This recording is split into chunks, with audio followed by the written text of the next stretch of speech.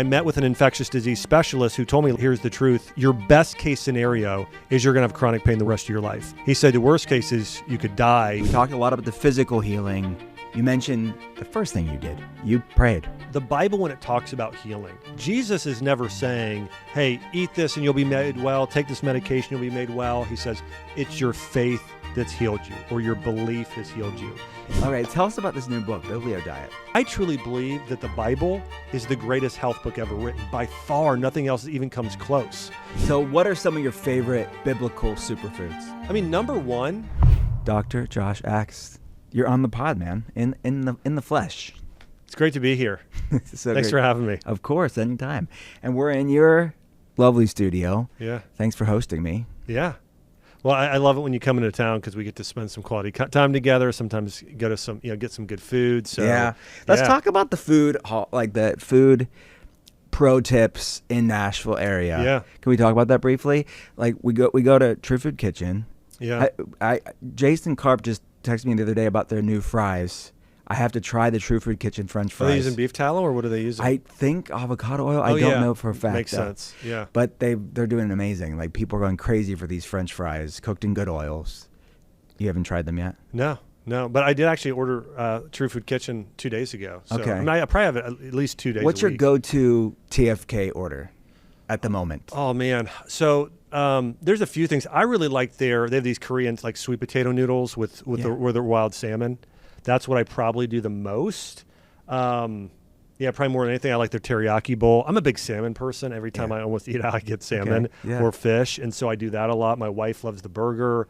Our daughters love their new kind of chicken tenders that they have there. Gluten-free, air-fried. Yeah. It's good But my favorite thing on the whole menu since they've founded as a company is in the fall when they come out with their squash pie. It's a mixture of like butternut squash my wife loves and them. pumpkin pie. Yes. It's my favorite thing. So good. And I get the chocolate chip cookie with the sour. It's like a sourdough chocolate chip cookie it with is. the grass-fed ice cream. So good. I'm hungry now, guys.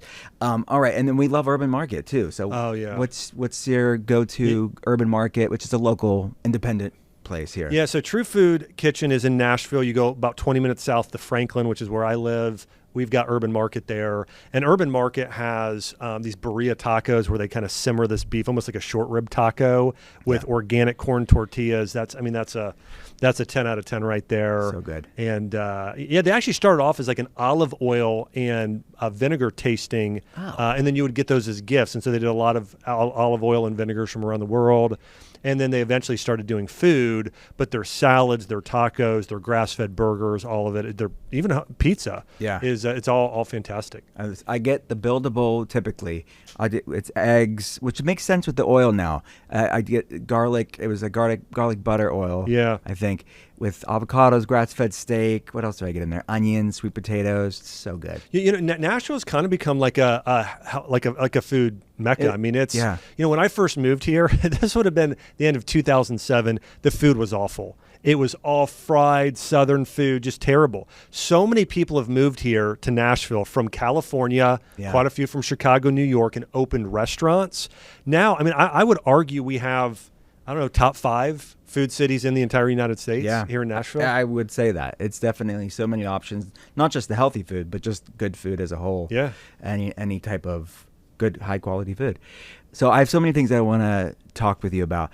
Maybe we could go back to maybe something that people don't know happened to you that was pretty bad. I mean, you went through a pretty bad back injury that wrecked your life, kind of the bottom of where you had been. Can you kind of go back to that point and let's start there? Yeah, well, part of me would just share there's a lesson in this, in that like when you are doing any sort of thing that's medical from a conventional standpoint or natural standpoint, there can be risks if you don't do them the right way. One thing for me was exercise. I injured myself originally doing CrossFit. That wasn't smart for me.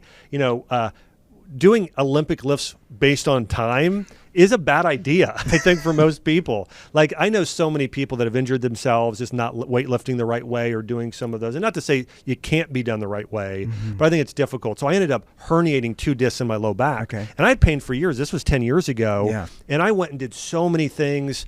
And finally, the thing that actually worked felt like a miracle for my body was I got stem cell therapy. They pulled my own bone marrow, injected it into my disc, and I felt 50% better, pretty quickly. And then I thought, okay, I'm going to get this done one more time. And I went and got it done again. Well, something happened. And by the way, I was like 95%. I just had a little bit of a nagging issue. Mm-hmm. Something happened to where, anyway, something went wrong. And I started feeling worse and worse and worse after the procedure. Finally, 2 months later, the pain was so bad I couldn't get out of bed one morning hardly. Then one day I woke up, I literally could not move. The pain was so excruciating. Chelsea and I were in Puerto Rico at the time, had to call an ambulance, pick me up, brought me to the hospital. Mm-hmm. The report came back after I got the MRI that I had a serious spinal infection. It was called osteomyelitis. The infection had gone from my disc into my L5 vertebra, and then I had an abscess by my spinal cord. I had to get a medical flight. They put me in this jet, flew me to Florida, and I met with an infectious disease specialist who told me, looked me in the eye, and he said, Josh, here's the truth. Your best case scenario is you're going to have chronic pain the rest of your life.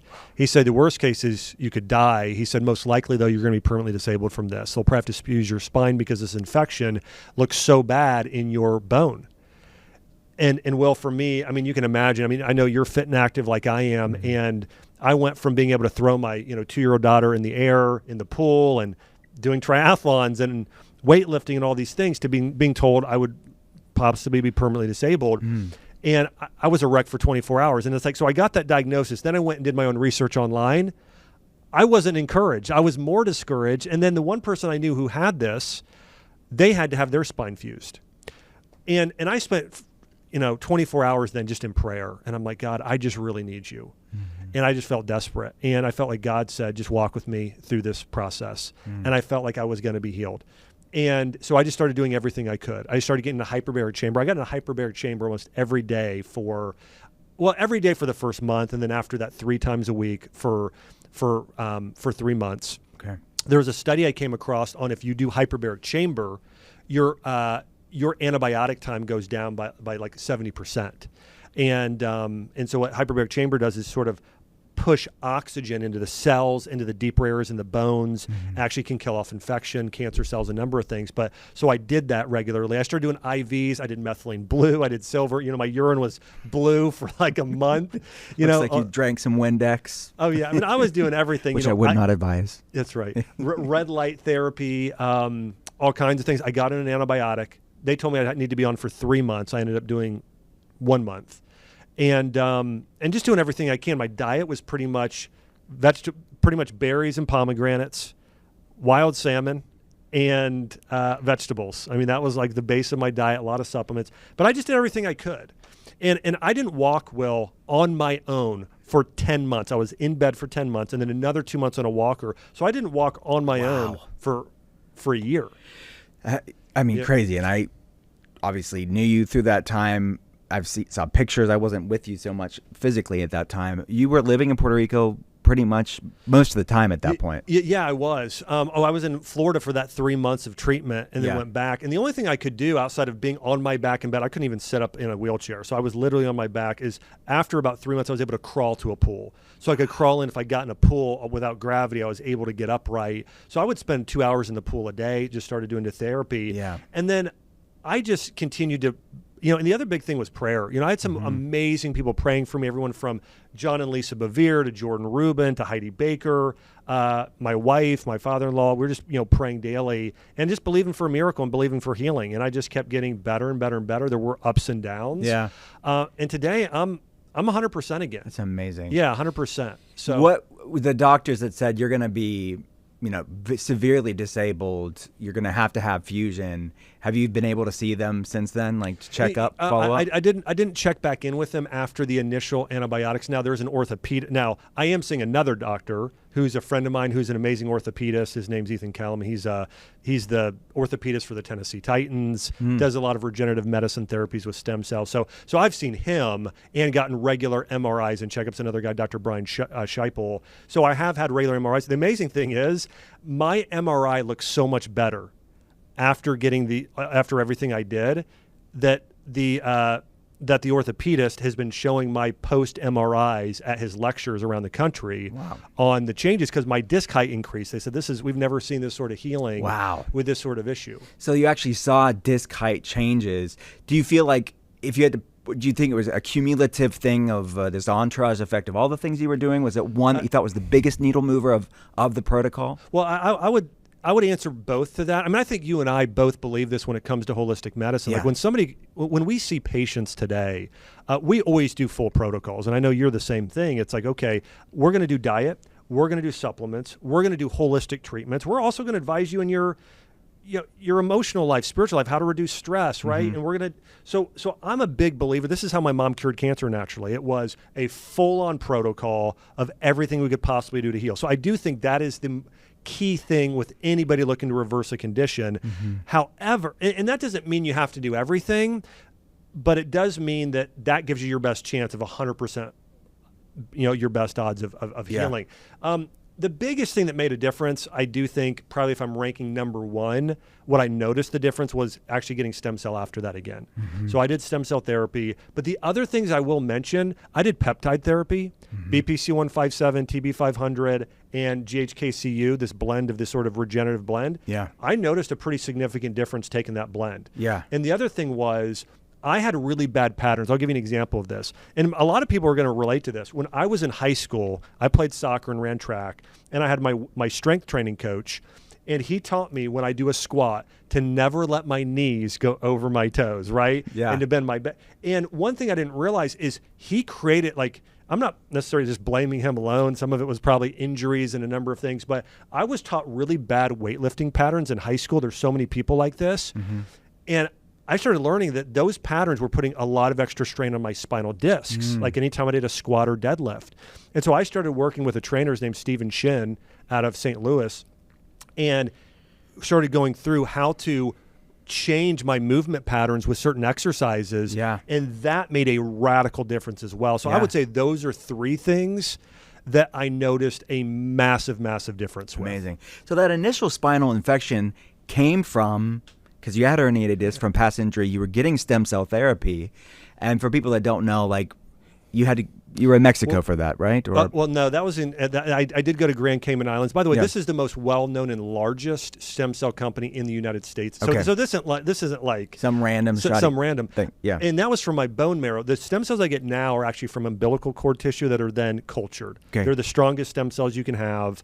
But that's what I do now. But to be clear, like the initial infection was from, like, so my thought was, did you have any apprehension getting stem cells again because that initial infection came from the stem cells? Of course, I did. But I think after doing research and finding what I believe to be a better option, I did it again and it helped me heal. Right. So was there anything that you would advise? I guess any procedure can come with risks, right? And when you you can't avoid it entirely. But no, I do. Again, it's here's what I would say is you want to go to a doctor that has a really good reputation. Like, I looked for the best doctor in the country. The doctor I saw developed a procedure. The doctor I see now developed a procedure called disc seal. His name is Dr. Brian Scheipel. And he's the best of the best. He's the one that trains all the other doctors. So I see him now. And then another person I mentioned, Dr. Ethan Kellum, who was the orthopedist for the New England Patriots and the Boston Celtics and now the Tennessee Titans. So I really now, it's like when you're going to get something done like a surgery or even regenerative medicine, a lot of times people are going and getting stem cell therapy today from sort of, whether it's an MD or a chiropractor or whoever, who maybe isn't fully trained. A lot of times they're using this stuff called Wharton's jelly or umbilical cord fluid. It's not even stem cells. And so, you got to make sure you're not getting it from those places. You want to go and typically invest and get it done the right way. Now, here's the crazy part. You can actually get better quality stem cells, or at least cultures, done outside of the United States. I mean, so I go to ReHealth in Cancun, Mexico, because they can expand your stem cells. So you're getting about 100 times the amount of stem cells as you would in the United States. It's like fermentation, like taking milk and turning it into, you can create more cells that way. So it's much stronger, but I think it's also just as safer there. And Got it. Yeah. So for people that don't know, like, why do people have to go to the Cayman Islands or Mexico? Why can't they get it in the United States? Well, here's what happened, and I'm trying to think the year if it was 2006 or 2012, but stem cells are, what they did is originally we were taking them from bone marrow, and then they started culturing them here. Well, the pharmaceutical company stepped in and basically said, well, if you change your own stem cells to something else or expand them, that's now a drug. So then they said it was a drug. Well, it shouldn't be a drug. They're still your own cells. But they said if you manipulate them really whatsoever, we're now classifying them as a drug, and they can't be used. So basically, they're just not legal anywhere at all. Maybe there's some research institutions that can do them for research purposes only. But that's the big reason why. Again, pharmaceutical companies are constantly doing this. They're stepping in. This is why we're issues with peptides today. Yeah. They're saying these are drugs. This is why, right now they're looking at removing these natural thyroid medications. That's not completely true. I think part of the reason there is they've noticed the dosage when they're doing it is more than 10% off, which it's not supposed to be. But overall, again, there's a lot of things these pharmaceutical companies step in and do, saying things are drugs when they really shouldn't be. And that's more of the issue. Got it. You mentioned peptides. People want to know about them, like which you mentioned BPC-157, TB. You mentioned 500, copper peptides too. Yep. What's the way that kind of go through your peptide protocol, what it looks like? Yeah, and I would say, I've spent the last 3 years studying peptides extensively because they benefited me so much. I would say that let me go through a few classes of peptides and also talk about sort of their historic use. One, the first ever peptide supplements were organ meats and glandulars. When you look at where you find the highest amount of peptides, you're going to find them in bone broth. Of course, we know collagen peptides. You're also going to find them in high amounts in organ meats. So, for instance, BPC, body protective compound, that's found in the stomach and duodenum in stomach acid. TB-500, that's from thymus glands. So is thymosin alpha-1. And thymus has been used for cancer treatment in other countries as a glandular for many, many years. So if you want them in their food-based form, take a multi-glandular supplement and eat a lot of glandulars. I mean, this has been used in Chinese medicine for thousands of years.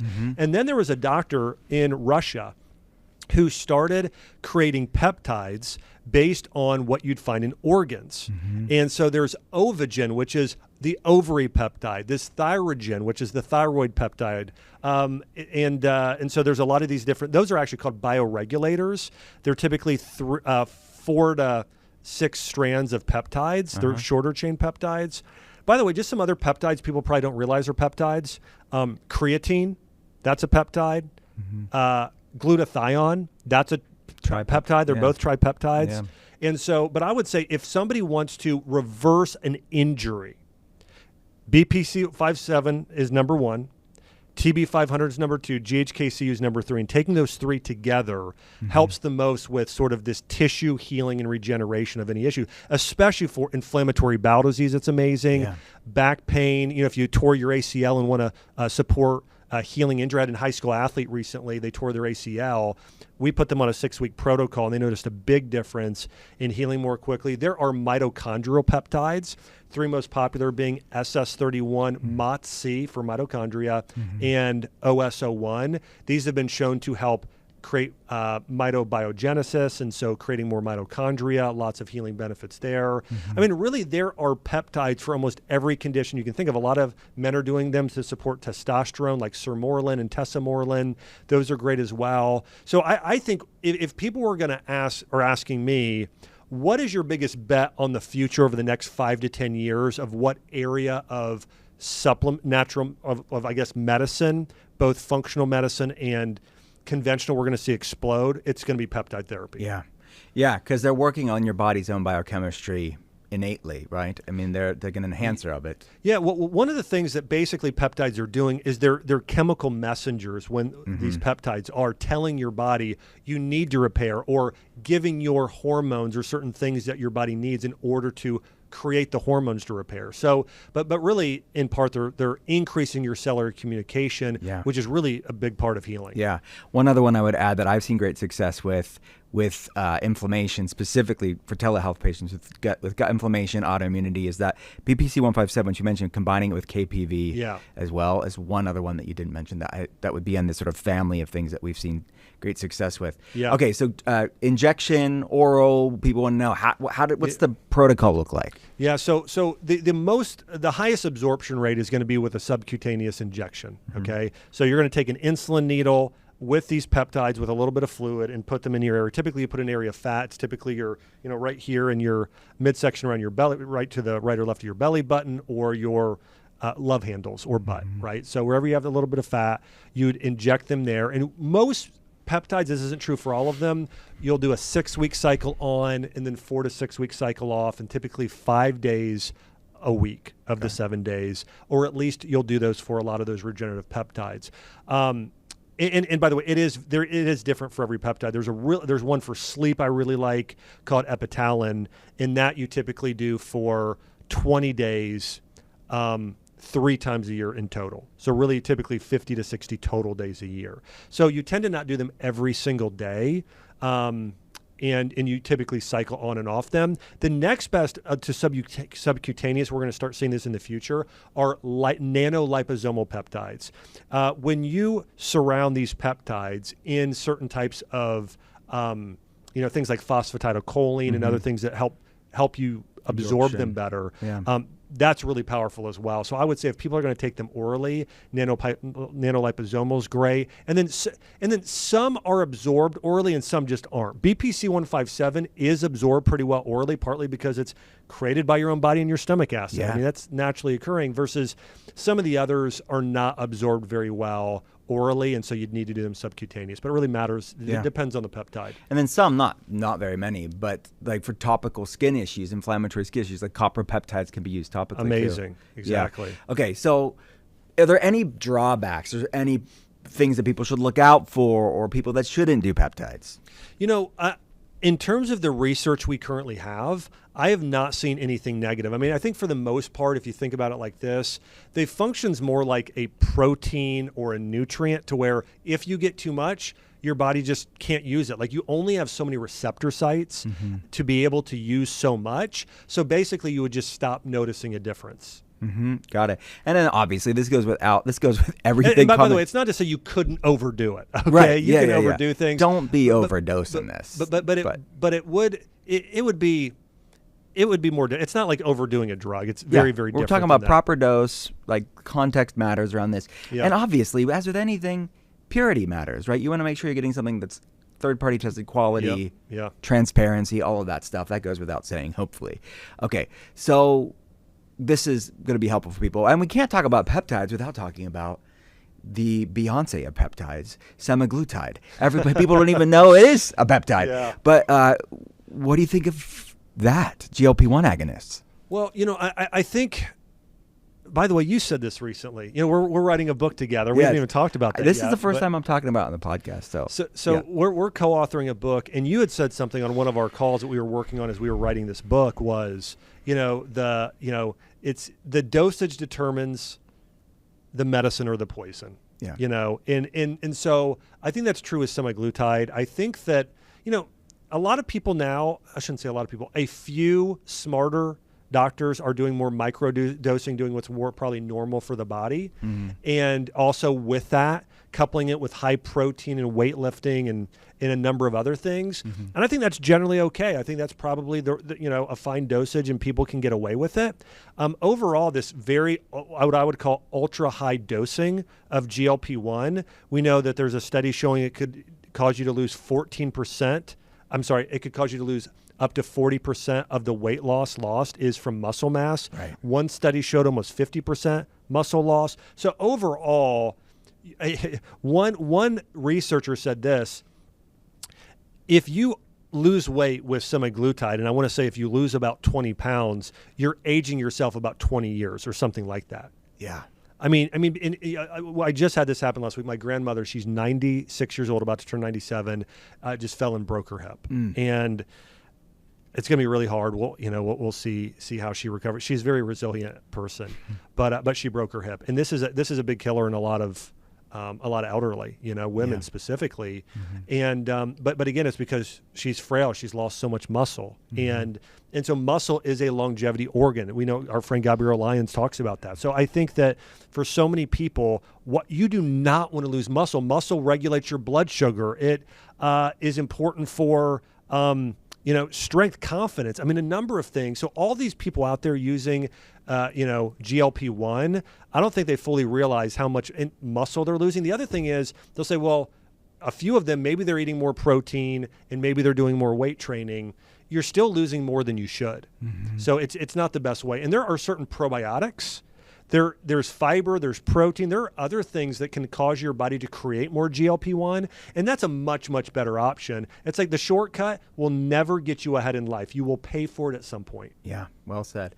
Well said. You mentioned hyperbaric. I don't want to skip over that because a lot of people are interested in it.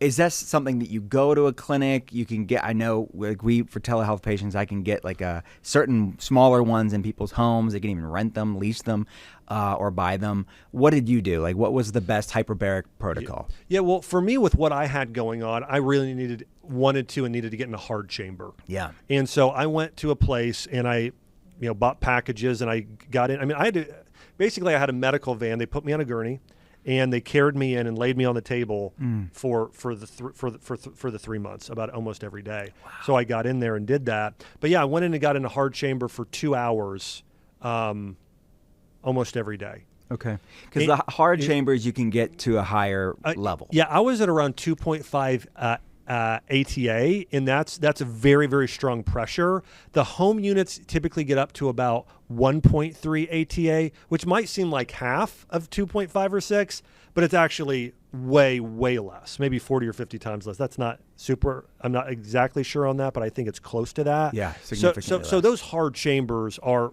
very beneficial. However, a soft chamber still has a lot of benefits. So what I did afterwards is I actually went on, just share this for myself. I try and be economically wise whenever I can. So I actually went on eBay and found somebody that was selling their hyperbaric chamber, and I bought one on I love that. On eBay. I love that you bought a hyperbaric collection on eBay. I did. Why not? It worked great. Yeah, it was a brand, Summit to Sea, a great brand, and and I did that because my brother said he bought one on eBay. And so I went, did research, make sure it was good. And it's worked great. There's people that are just like, what am I going to do with this? They don't need it anymore. But they probably used it for recovery or healing and get rid of it. I had not used one personally outside of a couple times before. When I first moved to Nashville, I took care of a lot of children on with autistic spectrum disorders, and I would have a lot of them do hyperbaric chamber, and the results were really profound. Yeah. I mean, really amazing. And I also had a lot of patients who had strokes, a lot of people who had burns or sort of certain types of wound healing. I mean, so hyperbaric chamber is one of the most powerful forms of medicine. There's studies on longevity. So I think it's great. But again, if somebody's going to do it, again, find a good clinic. That hospitals have them, but they will only let you do them for typically wounds and very specific medical conditions.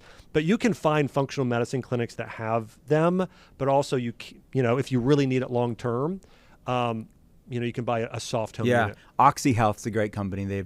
They have the soft ones. They have the bigger ones as well, depending on what you need. So people that haven't, they're hearing like chamber, they're thinking Michael Jackson. What are you doing? It's how would you describe it? You're sitting in this chamber. Yeah. Well, you What's consider it feel like? Most of the time you lay down, but they do have sitting units too, and it's a big tube. Typically, it's about 8 foot long and maybe about 4 feet wide, and you kind of get in the tube and you lay there. There's sort of glass windows. I watched TV shows or listened to audiobooks while I was in there. And just, laid there. And you feel pressure in your ears at first, the first 3 times.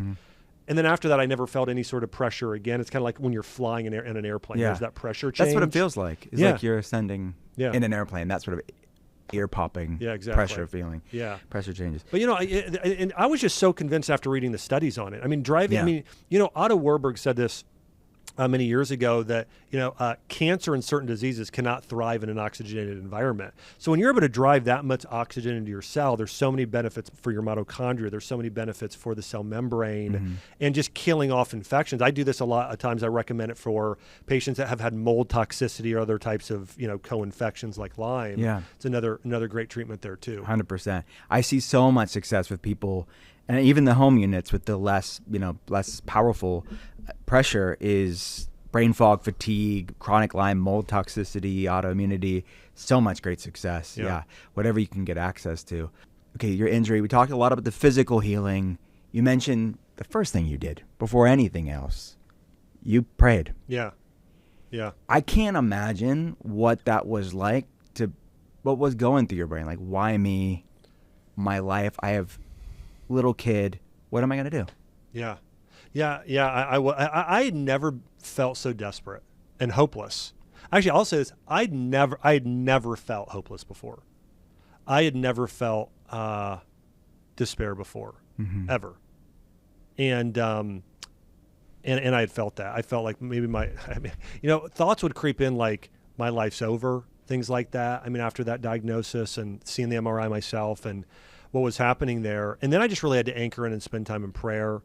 And I realized that that wasn't going to help me. Focusing on the worst case scenario, listening to what that doctor had told me in terms of what my likely outcome would be, that's not going to help me. I mean, I knew everything, of course, from the biblical principles, even the placebo effect. I want the placebo effect to also work for me. One thing I really recognize from reading the Bible is that the Bible, when it talks about healing, Jesus is never saying, hey, eat this and you'll be made well, take this medication, you'll be made well. He says, it's your faith that's healed you, or your belief has healed you. And so I knew I had to choose faith. And I started after 24 hours, I said, you know what, I'm going to praise God that I'm already healed. Thank you, God, for the miracle you're doing in my body right now. Thank you that you're the great physician and that your word is more powerful than the words of this other doctor. And so just praying daily and believing in that. And I really believe that prayer is effective. We know it says this in the Bible that, the prayers of a righteous person are powerful and effective. We know it says in the Bible that Elijah was a man just like us. And he prayed that it wouldn't rain, and it didn't rain for 3 years. And he prayed that it would, and it would. So the Bible's really clear. A man just like you. And so for me, the number one thing, if somebody asked me what I spent the most time doing when I was on my back for a year, praying, reading a Bible, just praise and worship music to God, reading books just to fill my mind. A book that was really encouraging to me was Viktor Frankl's book, Man's Search for Meaning. I mean, that book was just wow. So I did everything I can to fill myself, not just physically with the right things, but spiritually as well. I mean, there are so many patients I've seen, and I know that you've seen, and the biggest reason they haven't fully healed is not a diet issue. Yeah. They've had childhood trauma and they've never fully healed from it. They are overthinking constantly, living in a state of worry and anxiety. All of these emotions act like toxins to our organ systems. And so, for me, prayer was such a big part. And when I pray, my prayers are not just, God, do this for me. It's recognizing first who he is and saying, God, you are the great physician. You are, the healer of all. You give me more than I could ever hope or imagine. Thank you so much. It's starting off with really praise and then going into, presenting these requests to God. And then also moving forward in faith, believing. I'll give you an example. I decided, I believed that I was going to be healed even earlier, okay? So I scheduled to go on a snow ski trip. Now, I missed it by a full year, okay? I wasn't able, actually, almost 2 years. So it was a lot longer. Okay. But this last winter, we went to Park City twice. I went snow skiing, felt great. So it didn't even happen on my own timing. Oh, man. But even when it didn't happen in my timing, I just believed and knew, Amen. You know what? I will be healed. I love that. So even the act of saying, no, I'm going to do, we don't know exactly when, but my intention, this is my goal. I want to be able to ski with my kids. Yeah. I want to be able to do what I love. Wow. Okay. So that going back to that despondency, because a lot of people feel like that, like, why me? I'm being lost. Like, and you, like you said, your personality is like, you have a strong faith, but also your personality is like, you don't get rattled by very many things. You're not like an anxious person. You are, but to say like, no, this was the first time in your life where you were despondent. You kind of lost that. How long were you in that state before you said, no, I got to get myself out of this? I mean, I would say 24 to 48 hours is when I felt like a wreck. Yeah. Like I'm talking just absolute wreck, you know, very discouraged. And then it's like kind of like, you know, sometimes you need people to do this for you. Sometimes you can do it to yourself. It just depends. Sort of grab myself and like slap you in the face. Hey, yeah, exactly. Like, hey, listen, get up. You got a good God. He performs miracles. You've seen other people heal. Your mom was healed of cancer. Your best friend was healed of cancer. Like, you can heal. You tell patients, this is what you preach to patients all the time when they come in with MS and haven't walked for 10 years, and you're trying to give them hope. So there was a level of that after that 24 hours. But that's not to say I will share this. For the next year, I had thoughts creep into my mind. Here's the one thought I had kept creeping into my mind, and I felt like it was a very sort of demonic thing that was attacking me, and it was, hey, you can heal 50%. You know, you'll get back to walking, but you'll never be 100% again. You'll never go snow skiing. You'll never water ski. You can go out for a walk, but you'll never be at 100%. Yeah. That's the thing that kept creeping in my head. Yeah. And I had to take those thoughts captive, as the Bible says, and say, get behind me, Satan. That's not true. Mm-hmm. I'm going to believe the word of God that I will be healed 100%. And that, so I struggled with that for a year. Yeah. A full year. So there's this, I'd love to dig into this, because you hear people, this is the power of belief, the power of faith, the power of God in your life.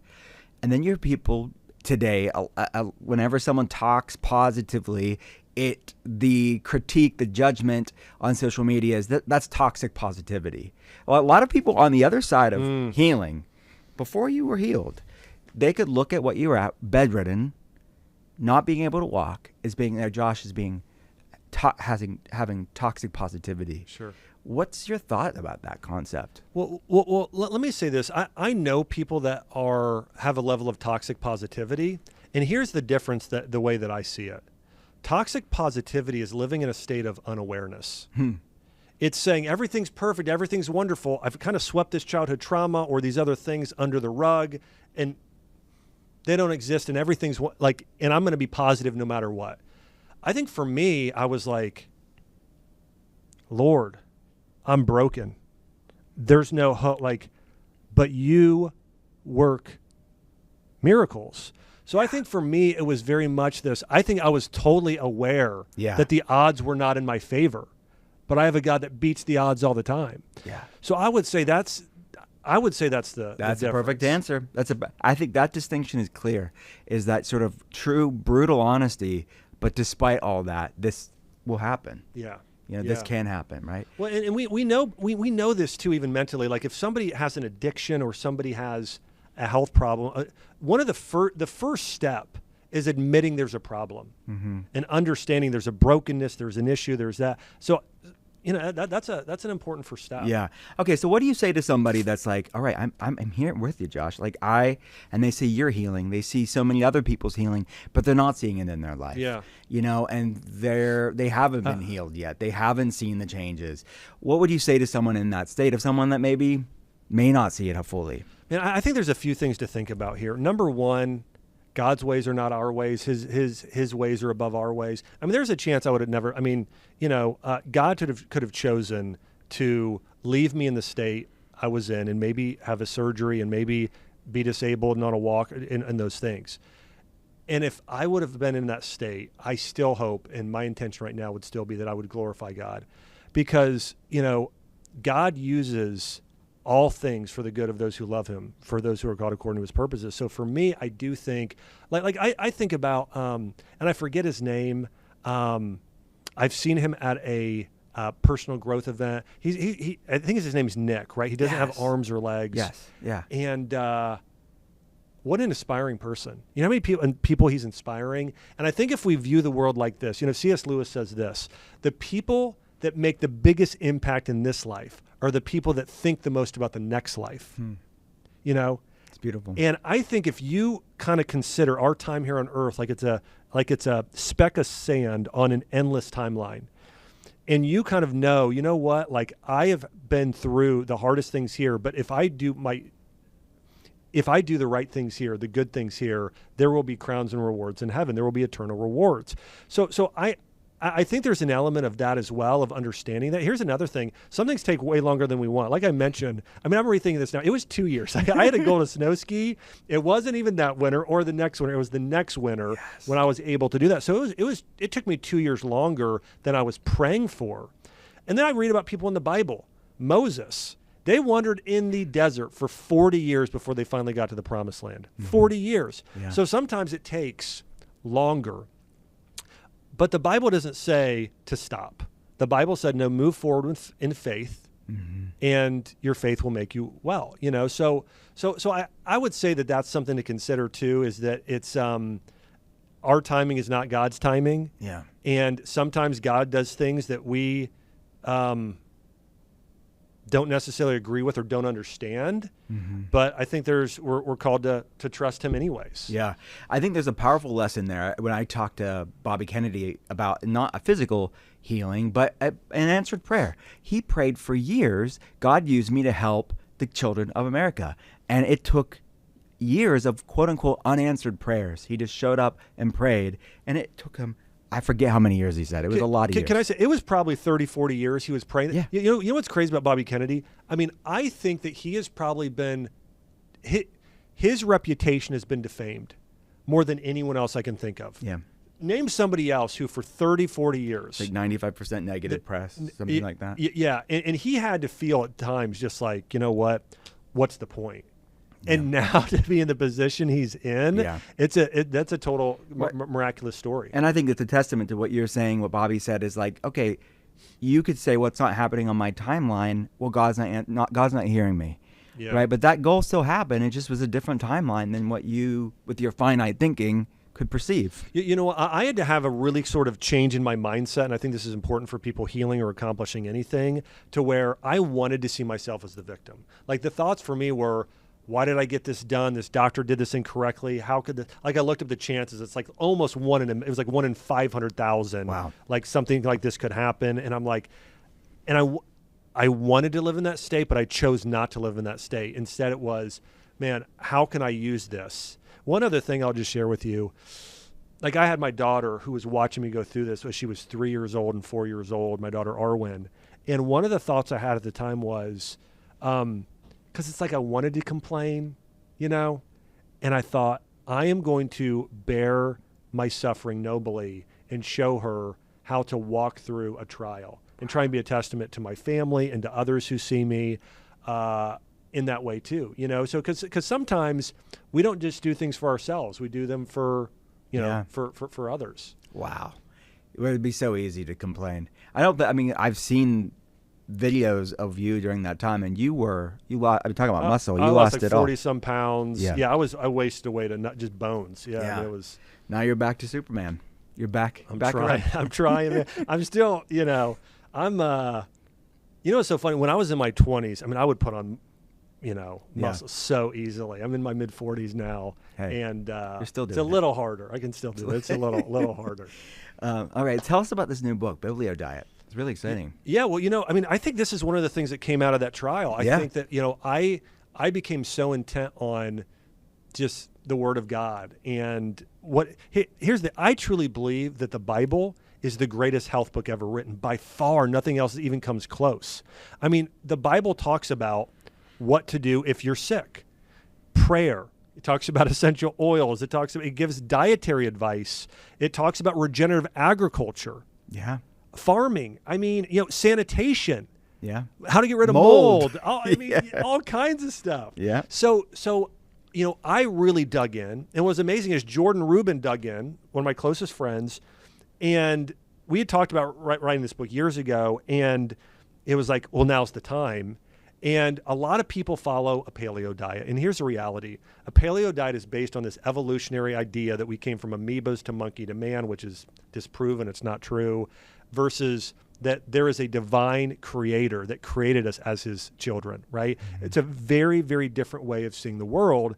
And we wanted to write a book that was based on the first, I don't want to say the first health book, but I think one of the most comprehensive health books written on what does it mean to eat biblically, to fast biblically, to pray biblically, in order to heal. And sort of a guidebook for churches to use with people. We know a lot of growth groups are going to go through the book together. But the book's the Biblio Diet, and really walking through how to have longevity. I mean, the Bible talks about people living a very long time, even post-flood. How did Moses live to 120 years?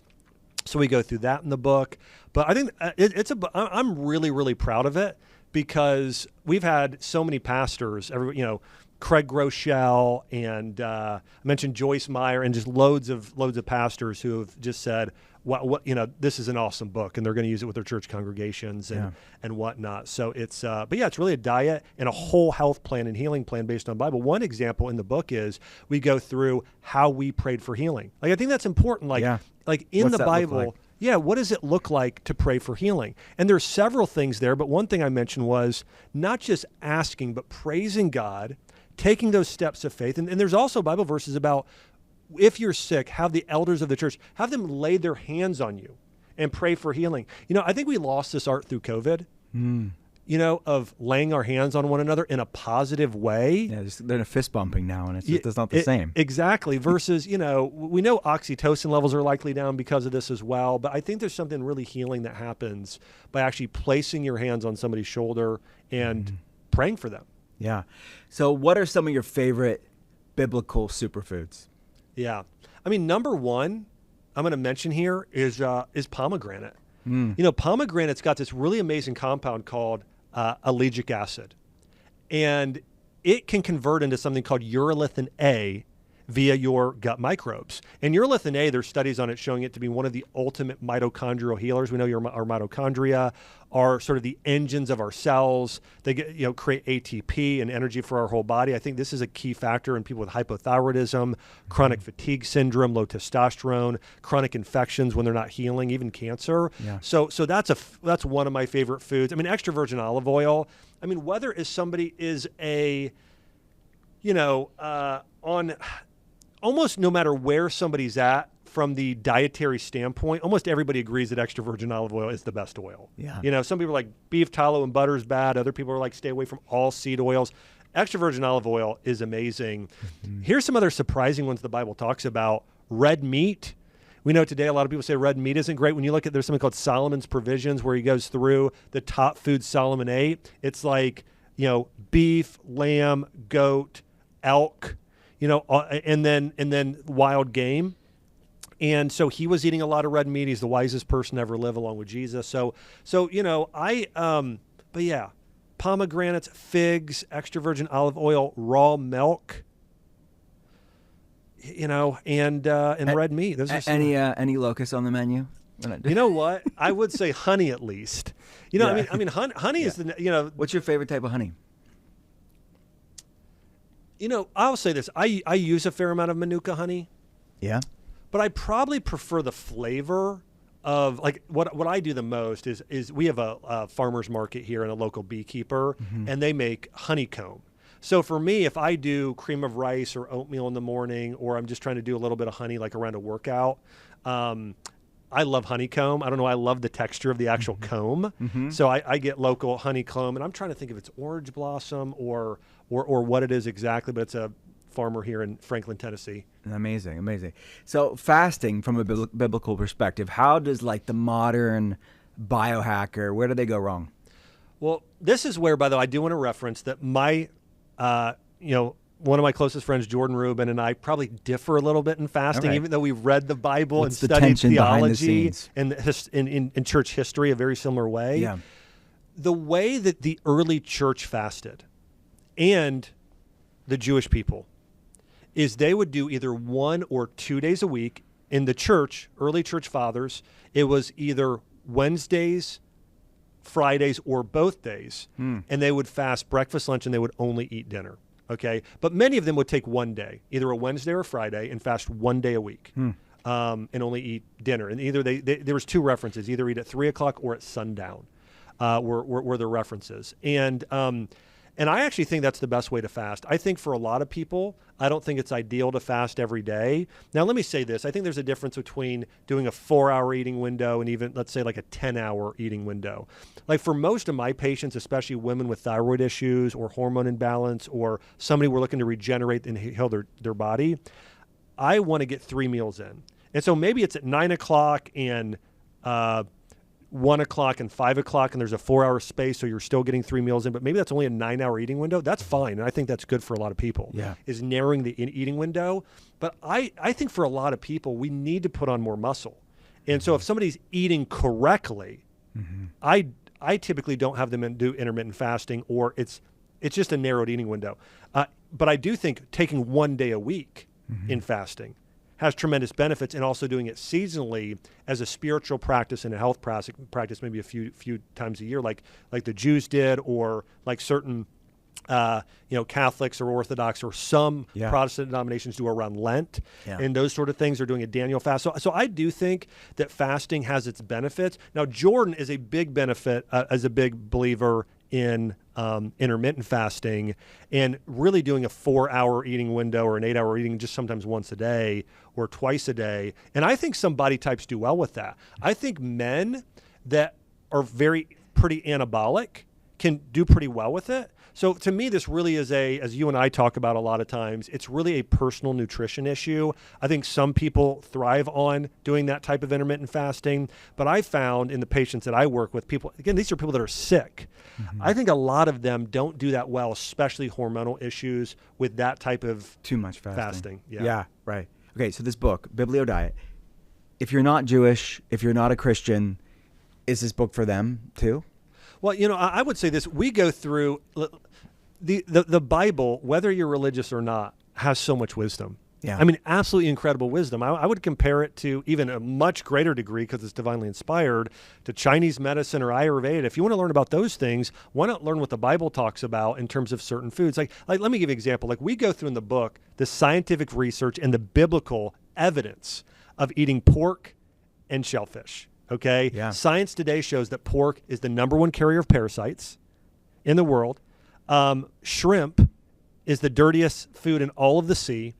And these are things a lot of Christians, a lot of Jews, a lot of people that are atheists eat, and they should know that pigs are carriers of toxins, especially parasites, which increases your risk of cancer, of digestive issues, of co-infections, of a number of other issues. And I think this is even wild boar, even ones that are cooked well. I think there's still a risk. So overall, I mean, we cover topics like that in there, and we cover a lot of scientific evidence. So again, it's a lot of biblical references and theological ideas, but there's also a lot of us going through, here's what Harvard says, Journal of American Medical Association, showing evidence for what the Bible talks about. Right. And like you said, even if you are new to this sort of faith thing, to really see what sort of the ancients said, there's so much, like, science is catching up with what was talked about thousands of years ago. Oh, yeah. This is constant. I mean, this is true in the Bible. It's also true in all these ancient forms of medicine. We see this constantly. So, and in the Bible, if you read it very closely, I mean, like, again, regenerative agriculture and farming. I mean, it's amazing. It talks about letting the land rest every 7 years. And, if you also think back to this, in the book of Genesis, God calls Adam and Eve to take the Garden of Eden and make the entire planet a Garden of Eden. That's the very first couple books of the Bible. The last couple chapters of the books of the whole Bible, or the end of Revelation, I think it's Revelation 21, says, in the end, when God creates a new heaven and new earth, we will live in a garden city, okay, where this Garden of Eden is the entire planet. Like, I believe that we are called to do this. Like, I was talking to Zach Bush and some other people in regenerative agriculture. They love that vision. Who doesn't love the vision that the Bible teaches that our entire planet, it should be turned into a Garden of Eden paradise? Yeah. And there is a biblical model of doing all perennial trees and berry bushes and having animals graze in between that can feed the planet but also heal the planet. So there are so many truths in the Bible on how we should live today. Meditate. Like another example here, we hit in the book here, Biblio Diet. The way that people meditate today is not the best way to meditate. Most meditation, this Eastern meditation, is clear your mind and empty out of everything. The Bible doesn't teach that. The Bible teaches you to know, clear it, and then fill it. Fill it with the words of the Bible, fill it with the Holy Spirit, fill it with what God is telling you right then. So the way that I do this is I'll read a Bible verse, like for instance, the verse that talks about love is patient, love is kind, it does not envy, it does not boast. And I'll sit there and think about love is patient, love is kind. Okay, how is Jesus loving and kind? How are the people in the Bible? How can I be more loving and kind? And I'll meditate on that word, kindness or love, and I'll chew on it and I'll think about it and I'll fill myself with that virtue. And feel it. It's a different thing versus emptying yourself versus filling yourself with, with these perfect virtues. Yeah, and there's not science even substantiates that, sort of the somatic aspect of feeling it. Talk about placebo effect. That's a state change when you're feeling that versus just being. Yeah. And people feel that, I remember I had a time in my life where I really kind of walked away from God. This is in college, and then sort of rededicated my life. And I felt this sort of, filling of the Holy Spirit. I felt this sense of, wow, like even reading the Bible, like it was like everything started like standing out to me. There was this sort of like gravitation and connection there, I think, as well. But I do believe that, if people want to fully heal, the Bible is a resource that just shouldn't be missed. And again, we try in the Biblio Diet to really cover a lot of the ideas of what does the Bible say about health and about healing. Love it. All right, Dr. Axe, this is, you've been on the pod before. At the end of every episode, we have Your Art of Being Well. This is Dr. Josh Axe's Art of Being Well. First is, what's the most disgusting healthy food that you eat? You're not doing it for the taste. You're doing it for the health benefits. Well, now I haven't done this for a little bit, but I did a cleanse here not too long ago where I did I blended raw beef liver. Okay. Yeah. Yes, just straight up. What are we putting? What are we putting in this? No, just water and beef liver. So the consistency is like, oh, gross. It's like a shake. It's like a meat shake. It's a meat shake. So I did that and pretty much herbal tea, raw vegetables, and bone broth, and just did that. Yeah. So you're drinking this with a straw, just slurping it back? No, I swallow. It was like, oh my gosh, Josh. Yeah. That's the worst. I mean, yeah, that's probably the worst. That's pretty bad. Worst thing I've had. That's rock bottom for me. Yeah, and I don't even recommend. I mean, so let me say this. I was trying to do a form of aggression therapy. Okay. To heal, and I thought I'm going to do a 3-day just kind of liver cleanse. And so what Gershon originally taught was either juicing raw beef liver. That was the first thing he did. And then he had them start steaming it. And then now today people do desiccated thyroid supplements, which is fine. Just do the tablets if you don't want to, do that. But liver has so many just massive benefits. And so I was trying to get it in its best form. Yeah. Would you do it again?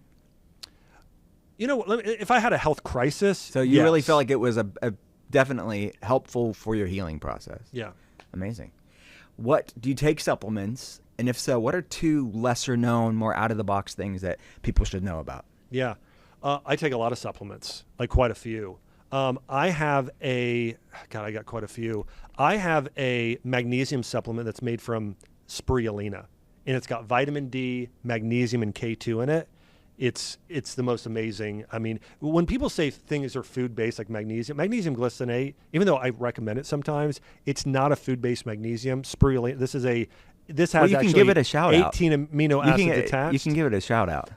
Anyways, I'll let you shout it out. So, but anyways, I think that's amazing. I'll give a shout out later. I also take a product that's a mitochondrial supplement. I mean, I've really, with my injury and now taking care of so many patients with hormonal issues, I really think healing our mitochondria is so key. Yeah. So I take a product that has a type of NAD+. You could take NADH or an NR supplement. So I think that's really great for mitochondrial health, along with rhodiola rosea and methylated B vitamins. So I take that in a combo product. I take a product that's got bone broth in it, along with organ meats. It supports stem cell production. So again, I take a lot of longevity-based products for healing. Mm-hmm. So a lot of organ meats, a lot of herbs, and a lot of superfoods. In fact, when I think about my supplements, most of them are not, there's a few vitamins and minerals, but most of them are just foods in their concentrated form. Yeah, absolutely. What's the weirdest, we talked of some weird stuff, but what's some of the weirdest, most out-of-the-box thing that we haven't talked about today you've done for your wellness that you're willing to admit on a podcast? Oh, goodness. Have you done poop transplant? Oh yeah, of course. That's probably up Typical there. Friday night at the Axe House. Yeah. So here's what happened when I had to take an antibiotic. By the way, I hadn't really taken a drug since I got my wisdom teeth removed between when I was a senior in high school. I mean, that was the last time I really took a drug. Yeah. And then I had to get on these antibiotics because of spinal infection. Even though I had to take it a much shorter period of time, I still had to be on IV antibiotics for a month. Mm-hmm. And so I knew my gut was going to be really compromised. So I did everything I could. I took clay. I took very high doses of B vitamins and a number of things I knew that would affect me in terms of antibiotics. And I did a very high dose, like 1 trillion probiotics daily as a supplement of SBOs. But the other thing I did is I did something called FMT, fecal matter transplant therapy. And I did those as oral capsules. Okay. I've heard them called crapsules. Crapsule. That's you know what? I don't know if that's trademarked or not, but that's literally you should what they come are. out with a.